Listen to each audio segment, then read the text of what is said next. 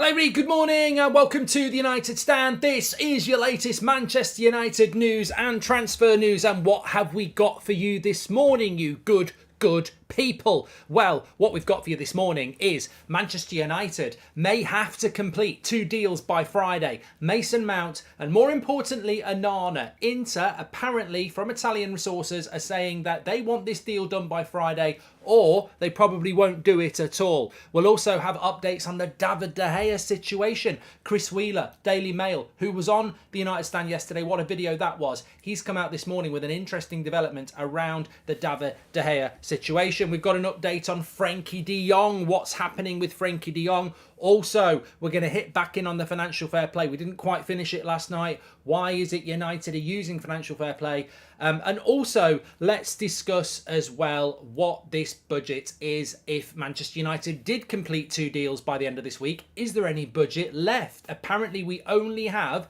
between 100 and 120 million pounds to spend now. If you spend it on ONANA and Mount, that's it, gone. That's 100 million. So what would United do? Where would the striker come from? Who's heading out of the door? Who's raising money? Because everybody's getting excited about David De Gea. He will bring no money in. Who is heading out the door to generate the funds to bring the other players in? Lots to get into on the show today. Also got an absolutely amazing bit of information that I just want to sort of go back and have a look at. We'll shout it out in a minute, but apparently Manchester United in the last 3 years have sold players to a value of less than £60 million and spent in excess of £400 million.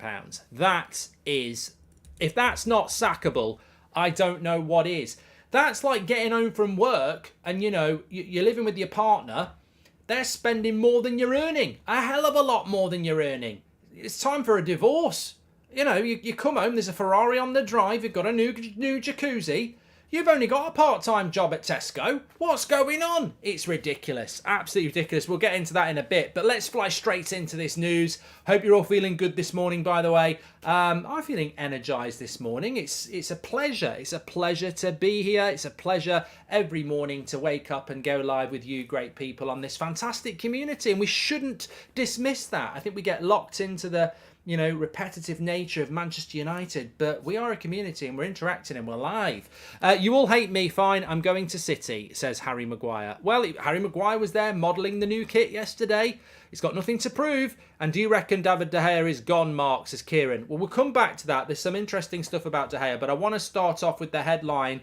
2 deals by Friday is what Manchester United are aiming to do. Remember, this is a news show. We must follow the news before we give opinion. So, Manchester United will be in contact and conversation with Chelsea today and tomorrow, or today or tomorrow, because Fabrizio Romano has told us twice now that Manchester United will be meeting with Chelsea in the next 24 to 48 hours to thrash out a deal for Mason Mount. Well, that was said yesterday, so 24 hours is today and 48 hours is tomorrow. So by Friday, or at some point in the next 2 days, we should be getting a major update in relation to Mason Mount to Manchester United.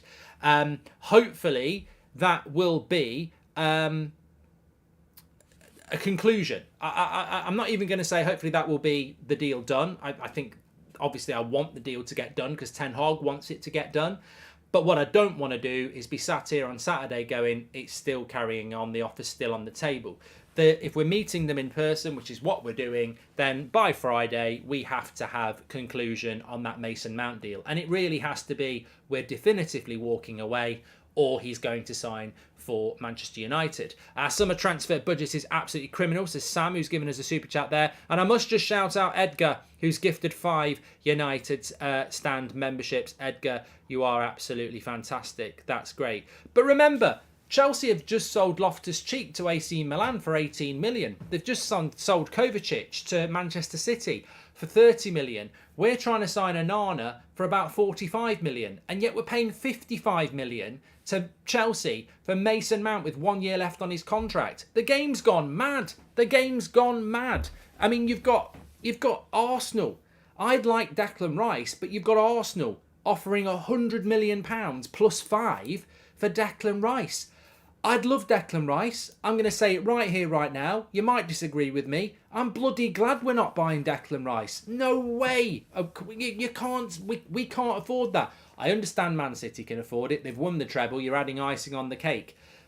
Man United, we've got more holes than a hedgehog's pillow. I need to get an analogy for that. But you know what I mean. We have got more holes than what Man City haven't got any holes in their team. So if they want to spend 100 million on one player, that's fine. You can do that when you've got a great squad. We can't spend 100 million pounds on Declan Rice, and the price of some of these English players is just remarkable. I mean, as I said, Mason Mount's not even an England international at the moment. He's not in the squad. So, you know, James Maddison's going to Leicester from Leicester to Spurs for 40 million. I know they got relegated, but the prices are silly. They really are silly. And I think that we just got to get this done with Chelsea one way or the other. And we shouldn't move. I know they want 65 and we want 55. So everyone goes, we'll just pay 60. We're already paying too much. So, look, it'll be interesting to see what happens, but we need conclusion from that in the next 48 hours. I've seen New Light this morning. The cost of not getting Kane is higher than overpaying for him. If we don't get top four, just bid 100 million and get him, says FIFA Crazy. Morning, Mark. Still loving the shows after all these years. Have you seen that we've been linked with that young centre-back from Anderlecht? I haven't seen that, Ewan. And morning, Mark. Can you call Stevie Flood? Well, I'll call him a Pratt, Daniel. I don't know what that other thing is, so I don't want to call him that. So look, Mason Mount in the next 48 hours, we should get some conclusion on that. Of more interest to me this morning as we go back down the pitch, goalkeeper situation. Italian reports are really driving this. Now, I've got to say, Italian news is a mixed bag. It really is. It's like a bag of Revels. You know, sometimes you get a nice chewy caramel or a Malteser. Sometimes you get coffee or orange. And I don't mind coffee as much, but orange, it's not great. And I think that's what Italian newspaper reports are like. Sometimes it's bang on, it's a Malteser. Sometimes it's orange. And I think that you can run away with Italian reports and they can be bang on wrong. And it's the same with Portuguese reports. But there's a lot coming out about ONANA in the last 24 hours that a deal can be done between Manchester United and ONANA for about £44 million, but Inter want the deal done by Friday. Now, Friday is the 30th of June. What's the importance of that? It's the end of, is it the football financial year? There's something about the 30th of June, which is, you know, a lot of people can renew their transfer budgets. You can, you know, if you can get a transfer done before the 30th of June, it can go on the books for that financial year if you've spent too much. I think this is where the story's coming from, is that Inter are in financial problems, and if they can register the money on the books for ONANA before the 1st of July, then it helps them out. It doesn't mean it couldn't be done after the 1st of July, but I think that's the source of this story. So effectively, United could be in a situation in the next 48 hours for different reasons where two deals can be finalised, one with Chelsea and Mount and one with Inter and ONANA, if you follow the news. A GoFundMe is needed to get Rice and Kane, says Kieran. And Mark, thoughts on Dwight McNeil? Good player, Gene, but I don't think he's a top six player. I genuinely think Mount will play really well for us. I really like the guy, says Sam. I think I'm one of the few that is praying that we do sign Mount, says Sam. Look, I'm indifferent to Mason Mount. If I think he's a good player. And if Eric Ten Hag wants him and he's a priority, which he clearly is, then you've got to go and get that player. But I also understand that it's massively confusing why we are obsessed by that player in that position when I think that there are other positions that are far more important. But bringing it back to the goalkeeper, and Amanda says, what's happening with the centre-back? What's happening with the striker? You know, morning, Mark. Hope you're well. Glazers out, says George. And George O'Hara, welcome to the Members Club. But I think that with regards to the goalkeeping situation, it is absolutely incredible. It's absolutely incredible, and it's so hard to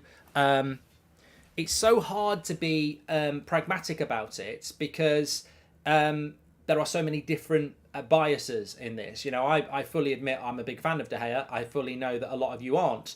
And then you've got the appalling behaviour of the football club in the context. But then you've got a really good goalkeeper that we could go and get in ONANA. So, the morality of this conversation is completely flawed because everyone's being pulled all over the place with, with different emotions. I'll give a shout out to Beth and Jack, who you might know from the channel, who, for a long time have been obsessed about David De Gea moving on, but both in the last 24 hours acknowledged on their Twitter accounts that, regardless of wanting De Gea to go, the way the club have acted is appalling. And I think I respect different opinions, but I love that because I think that beyond the desire to get a goalkeeper in, a lot of people still actually acknowledge that the way that the football club has dealt with this is disgusting. I suspect David De Gea will leave. I suspect that's what's going to happen. But if you look at, and I think I can put this up on the screen for you, if you look at what has come out from, I think it's from Chris Wheeler today. So read this. Manchester United would prefer David De Gea to stay next season to avoid spending a large chunk of this budget on a new keeper. However, Erik ten Hag has his reservations due to numerous errors. And I think what you've got going on here is that, and where you put the blame is up to you. We're all old enough and passionate enough about this football club to form our own opinions. That to me reads like the club feel that letting De Gea go for nothing and signing ONANA for 45 million quid is a waste of a very limited budget that we have when we need to buy other players. But it feels like Erik ten Hag is saying, well, I sort of disagree because a goalkeeper is really important. We are mushrooms, we're kept in the dark and we're fed on shit. But it doesn't take, an A in GCSE maths to figure out there's probably wrong and right on both sides of this. But ultimately there is a club legend that's been shat on because of this. I get the conflict, I understand the issues, but ultimately Ten Hag should get what he wants, I agree with that. But on the other hand, if you give him what he wants and he's got Mount and ONANA, where the hell is the money coming from for a striker, a centre-back, and most important of all, a holding midfielder? And I think that's the point, isn't it? You can say you want this, you want that, you want this, but you've got to prioritise. And I actually agree with the club on this. I don't think the goalkeeper is the priority ahead of another holding midfielder, a striker, and another centre-back. I don't. And I think that if we get a goalkeeper and we don't get a holding midfielder, we're in more trouble than we are if we do get a holding midfielder and we keep De Gea. So it's interesting. But what I would say is that what this situation has clearly caused is something that's very unpalatable to a lot of United fans, is that, I think it was The Athletic or somebody was reporting this morning, David De Gea signed the contract, went on holiday and said to his teammates, I'll see you in July. He's gone on holiday, they've changed the contract. And now he's like, I don't even know if I'll see those teammates again. That's appalling. It's disgusting. It really is a terrible way to run a football club. But then, what have I always said? We've got to be ruthless. We've got to be aggressive. And you do have to be ruthless. And you do have to be aggressive if you want to be good. But there's ruthless and there's incompetent. And I just think that I don't care whether it's Harry Maguire or David De Gea. You don't let a player go on holiday and tell them that the contract's there, and then while they're on holiday, rip it up and change it again. It's just not the way to treat people. And the scary thing is, I think other United players will look at that, and even players that are looking to come to this club will look at that and go, well, it's all right that I'm the guy with he's got his arm round me now holding up the shirt, but bloody hell, look at the way they treat you. De Gea's just won the Golden Glove. He's been there a decade, and look at what they've done there. It is a concern. Can Mount cover for Casemiro, and if not, are we looking at someone else to play in that role? No, of course he can't, Darren. Come on, Darren, watch some football. Mason Mount can't cover for Casemiro. What's your realistic summer, given a budget of 120 million plus players? Would you get a centre-back, says FIFA Crazy? Yes, I would. I'd spend it on a centre-back, a holding midfielder, a number 8 and a striker. That's what I would do. If that's true, then Maguire must jug on, says Jared. Look, mate, you make a really good point. It's going to be a really interesting 48 hours because it feels like, what it feels like to me, and I'm just going to say it, it feels like these Italian reports that Manchester United have got to do a deal for ONANA in the next 48 hours, and the the Inter-Director of Football is pushing it. It feels to me like Inter Milan are pushing that deal. In my experience of newspaper reports and how these things work, it feels to me like Inter Milan are pushing Manchester United to do that deal. Now, are Inter Milan pushing it more than Man United? We'll find out by Friday, I suppose, because by all accounts, the last few days of Italian reports are that they're trying to get this deal done. So are United going to do it in the next 48 hours? We'll have to keep an eye on that. But what I will say, just going back to what Jared said, Lucas said, you said we're going to spend £200 million. We are. Can somebody just, in the live chat, educate Lucas? Because I get tired of saying the same old thing. If David De Gea leaves, it will be an incredibly souring feeling on how they've dealt with it. And that won't change from my side. I think they could have dealt with it a lot better, and it'll be it's a really, really bad way to treat a player that's been a fantastic servant to the club and won the Golden Glove last year. To treat him like that, send him on holiday and say, yeah, the contract's fine, and then wave him off, and then as soon as that's gone, go ha ha ha. It's like some evil play from Succession, isn't it? It's just disgusting business, really. If they do that and David De Gea leaves, they better follow it up with players that deserve it. And what I mean by that is, if you're going to treat David De Gea like that, who has numerous ticks in the box of, love for this football club and servant for this football club, if they're going to shit on David De Gea like that, they better bloody do it and get really ruthless with Maguire and Martial and McTominay. Because if you're going to treat David De Gea like that, but then you're going to let Maguire and Martial and McTominay stay, that's a joke. And I am going to say that. And look, I've got nothing personally against those three players. I really like Martial. But if we're talking about performances in a Manchester United shirt, servant to the football club, David De Gea has gone way beyond Maguire, McTominay and Martial combined. And if we're going to treat David De Gea like that, and Ten Hag and the club are going to agree to treat him like that, we better not be dancing around people like Maguire going, we want to sell you, but it's up to you. We better be being that ruthless with everybody else, because I'm shocked at how we've treated David De Gea over the last couple of weeks. And if we're going to do that, it needs to be consistent. You can't just single out a player like that, who has been a brilliant servant to this football club, shit all over him, and then back in training in 2 weeks. Come on, Scott. Come on, Anthony. Come on, Harry. That will really compound how bad the treatment of De Gea has been.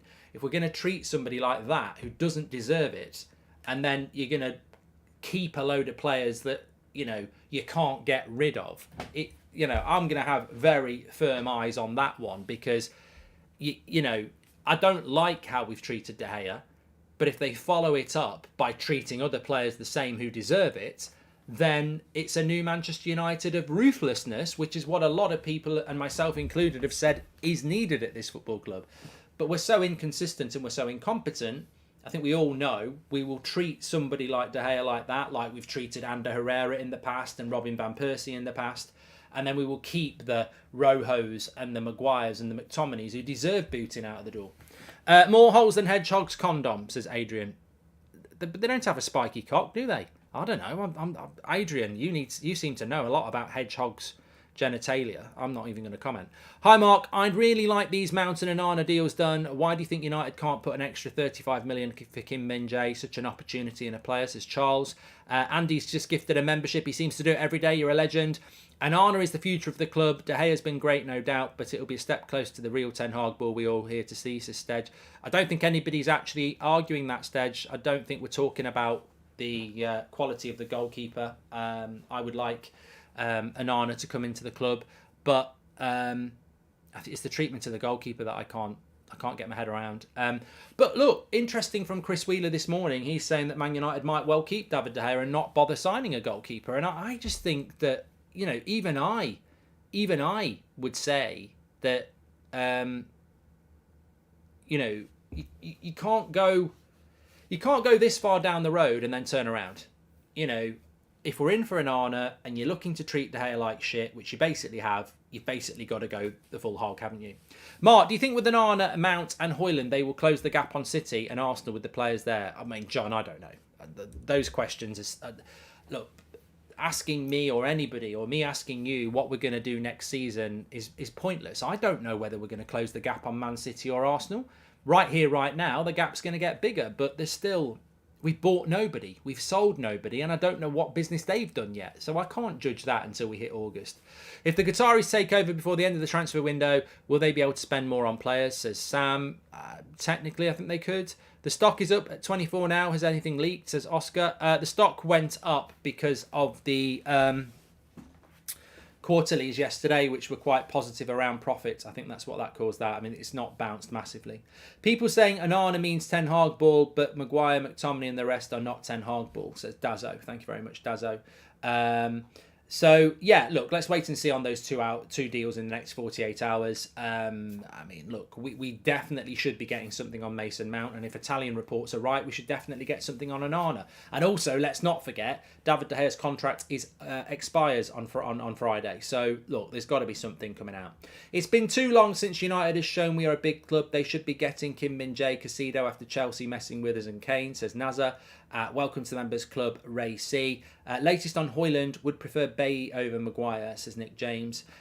Look, going back to that previous point, somebody said, you've said we'll spend 200 million.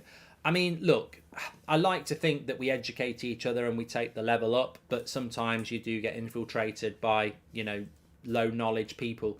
Man United's budget is 120 million. That's what it is. If you spend 55 on Mount and 45 on ONANA in the next couple of days, you've spent £100 million. Your budget left is 20, which is nothing. So that's where we are at the moment.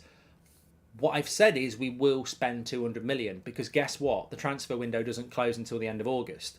What I'm saying is at the moment, our budget is around 100 because that's what's available. The rest of it has to come from sales. Well, hello, we haven't sold anybody. We've not sold anybody. So we might be able to spend £200 million before we sell anybody, on the understanding that we will sell people and we will spend £200 million. But at the moment, the physical budget for United to actually spend is around 100. They've got to raise the rest. Where do you think United will finish next season? I can't answer these silly questions. Sorry, Arvid. And let's just take a moment to consider that come Friday, we don't have a starting 11 keeper. This club, what a joke, says Sam.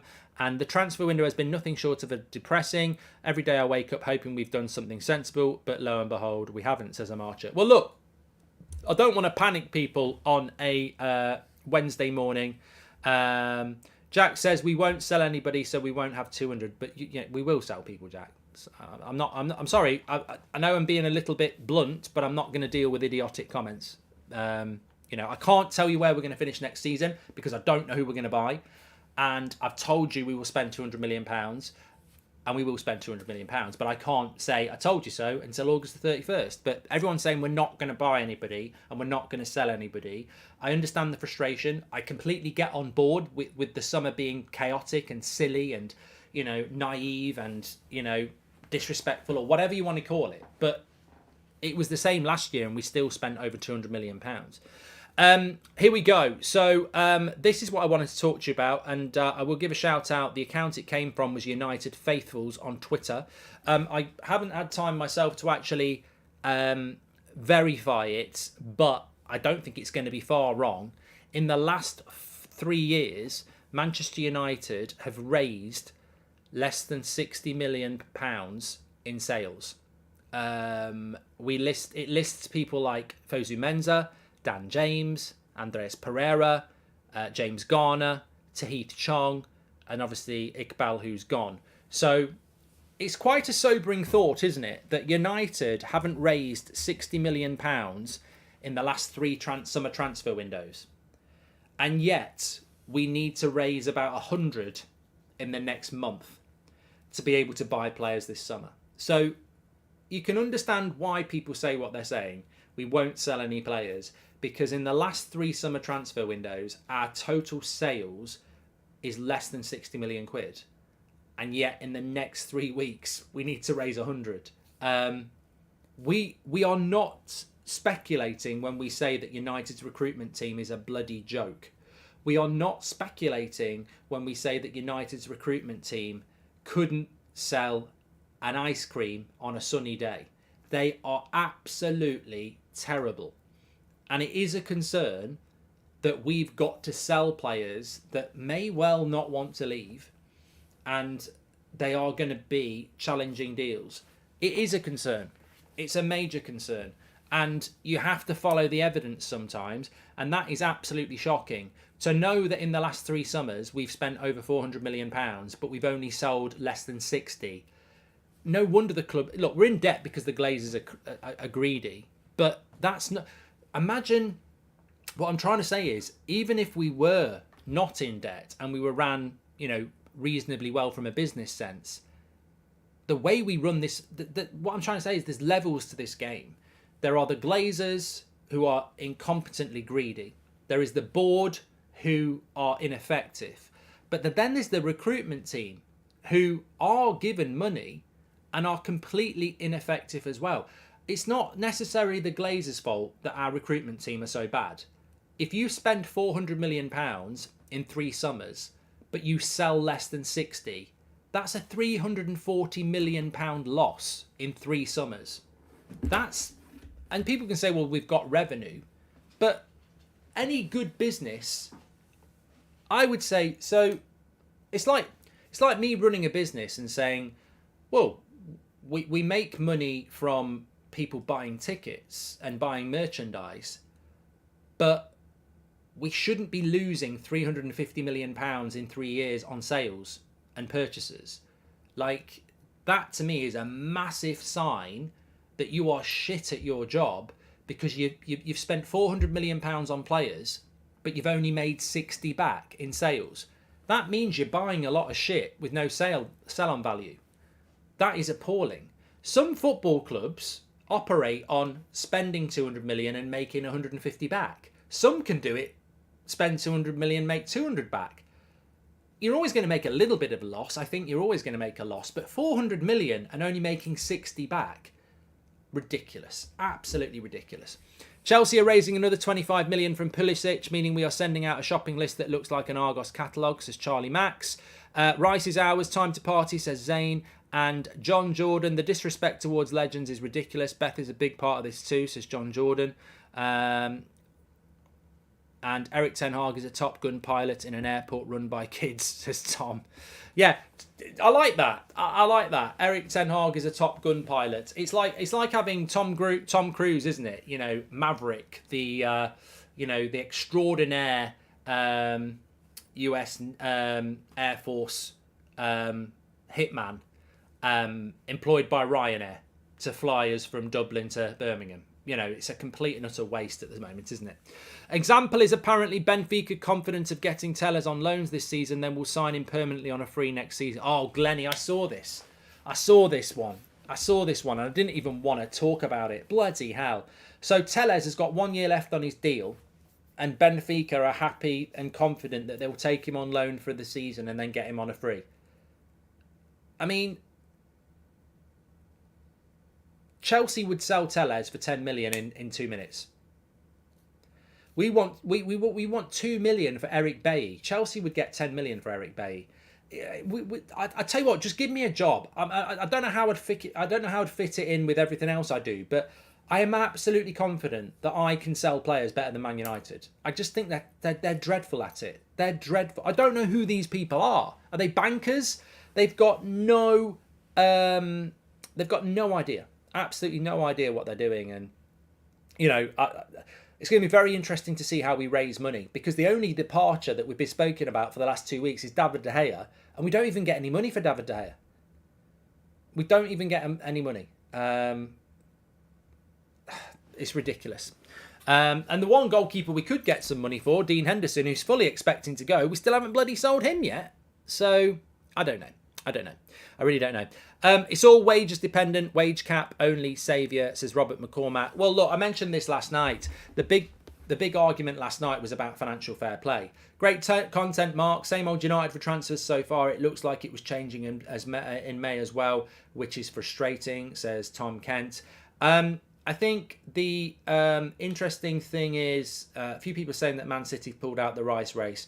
Last time I checked, this was the United stand, not the City stand, not the Arsenal stand. We're not in for Declan Rice. We're not buying Declan Rice. So at the end of the day, what you're trying to do just depresses even more. What does that do? Man City have just won the treble and they're miles ahead of us. And the team that finished second last season wasn't Man United. Have just bought a midfielder that would be perfect for us. I mean, it doesn't. Is this good news? Is it bad news? It's bad news. They're bad bankers, says Kieran O'Hagan. How did they get a job? And Logan says, United is the only club where the priority comes third in the line. Like, I really don't know what they're thinking of the club is sometimes, says Logan. Mate, they're just a bunch of businessmen. Richard Arnold is a businessman. He's mates with Matt Judge and Ed Woodward. I think they all went to university together. I think they all worked at the bank that helped the Glazers buy the club. It doesn't get discussed enough. Ed Woodward was at a banking organisation that helped the Glazers buy Manchester United, and then he ended up CEO. And Richard Arnold's good mates with him. And so was Matt Judge. We had 3 people fundamentally part of our football club for the last decade who helped the Glazers get hold of the club in the first place. They're not football people. They're not football people. And Man United's not a football club. With them in charge, we're not. We make stupid mistakes. How on earth can you sell £60 million of players in the last 3 years and spend £400 million? We're just not serious. And, that's where we are. It's going to be massively interesting to see how we sell players that we have to do. We know we've got to sell. But you go back to what Robert McCormack said about financial fair play. The reason, and you need to watch last night's video because I ranted about it at the start. The reason United are using financial fair play as an excuse is because actually it masks their incompetence, but we won't let it. Financial fair play is not a problem for Manchester United if you can sell players. If you can't sell players, financial fair play is a big problem because you are restricted by how much you've spent on transfers and how much you spend on wages. And if you don't sell players, you are adding to the pile. It's like going down the shop, right? And the missus says, get us another packet of hobnobs. And you say, but there's already 6 packets because we buy one every week and no one's eating them. We need to eat those hobnobs we've already got. We can't, what's the point of having 7 packets? And that's what United are doing. We've got a massive pile of transfer spend and wages. And we want to add more transfers to it. You've got to reduce the pile. Otherwise, financial fair play becomes a big problem. We need to buy players and we're adding it to the mountain of players that we've already bought. You've got to shave off the shit and then you add players on. But we're adding to the pile, and that's why United go, financial fair play, financial fair play. It's not financial fair play. It's your incompetence to clear the pile of shit we've already got. But of course, that leads into the debt. With the debt, the Glazers are paying, they owe money. We have to pay debt repayments every month, just like you have to pay for your car or your mortgage if you've got it on debt. The problem is, what United do with their debt is they list assets against their debt, which is a reason for the people who provide us the debt to actually give us the debt in the first place. What I'm saying is, if you go and get a mortgage tomorrow and you've got a paper round on 20 grand a week, the bank's not going to give you a couple of million. However, if you earn 100 grand a week and you want to buy a house that's worth 2 million, you might get $1 million out of that bank because they know your asset is your wage of £100,000 a week. United do that with players. Harry Maguire, £80 million is listed as an asset. You sell that asset for 30 million, not only is that asset not listed anymore, but you get 30 million for 50 million loss. So this is why the debt's a big problem for Manchester United, and this is why they keep rolling out financial fair play, because we need to clear the pile of shit. But under the Glazers, you start clearing the shit, but you don't get the money you paid in the first place. It causes a financial headache for them. selling Harry Maguire for 30 million when you paid 80 million, that causes a massive problem to your debt when he's listed against it for 80 million.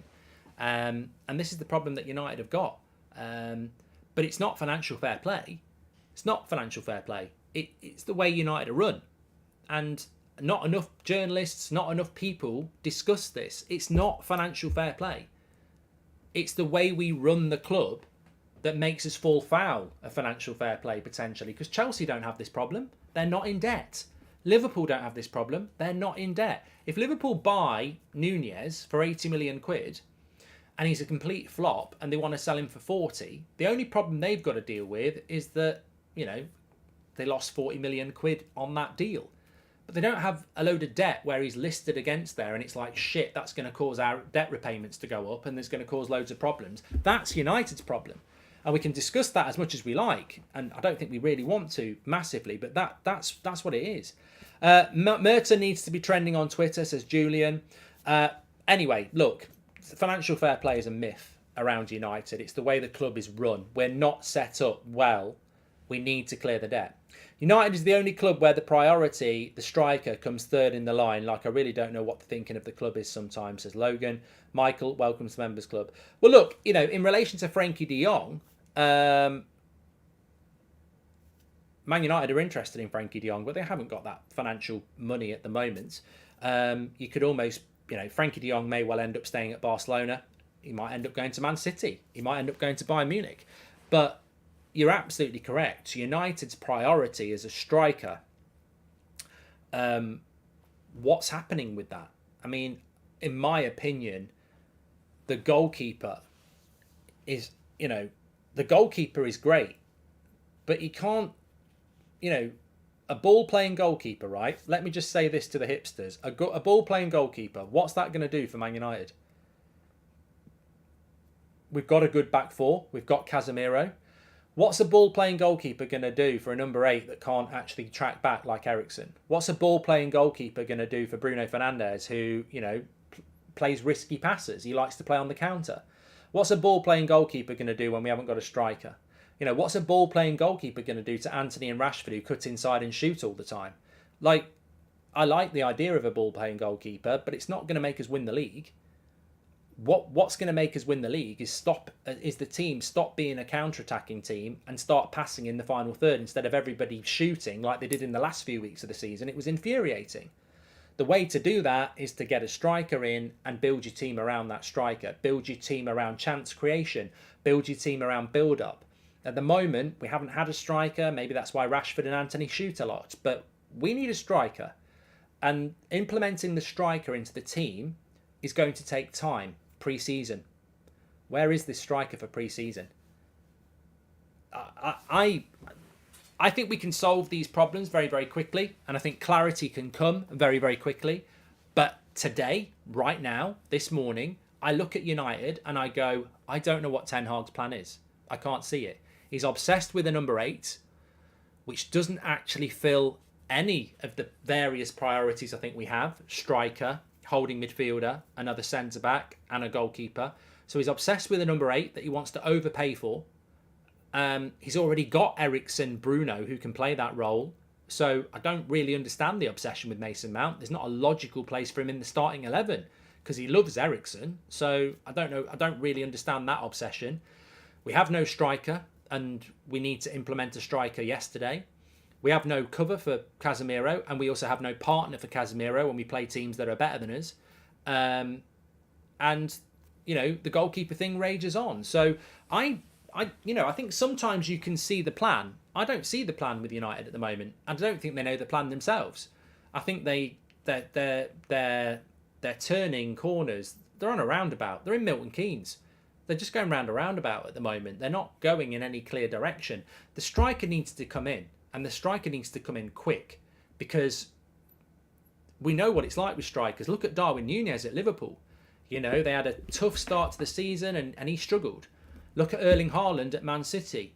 They had consistency, you know, and he settled in very, very quickly. Jesus settled in very quickly at Arsenal.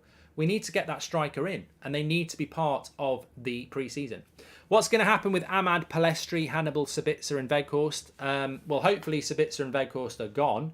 Hannibal looks like he's going to go. Ahmad will get a chance on the tour, and I think Palestri will be loaned out. I think it's going to happen, Saga, to be honest. But look, I don't mind. I don't like the way we've treated De Gea, like I say, but if that ruthlessness is going to be consistent, then it has to happen with certain other players as well. And you know what? Somebody said it in the chat, and are they wrong? I was saying, look, if you're going to keep a loyal club servant who's delivered a lot to this football club, like we've treated David De Gea in the last couple of weeks, if you're going to shit all over someone like that, then Maguire, Martial and McTominay need booting out as well. What about Jadon Sancho?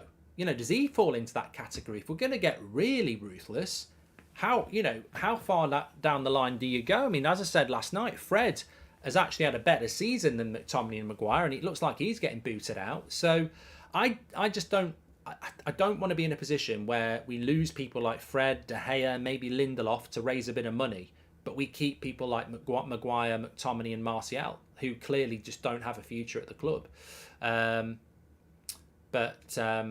You know, let's wait and see. Who's going to be Maguire? Who's going to buy Maguire and pay his wages? Who's buying Fred? Says Jim. Well, look, there is interest in Fred. We all know that. There's definitely interest in Fred. Fulham is somebody that's been mentioned, of course.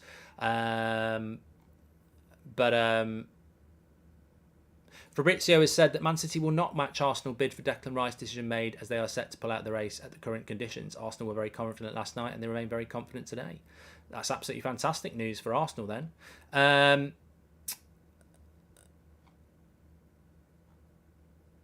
Just having a quick look if there's anything coming in. I mean, look, it's a few people asking about the sale. I spoke about that last night. You're not going to get anything on the sale this week, I'm afraid. United have sort of leaked from their own side that it's not in anybody's interest to do anything before the 30th of June because it's the end of this football year, isn't it? So, we're not going to get anything on the sale. I think both sides of the sale, Sir Jim and Qatar, are very, very quiet. So, you know, that's just the way it is. That's just the way it is.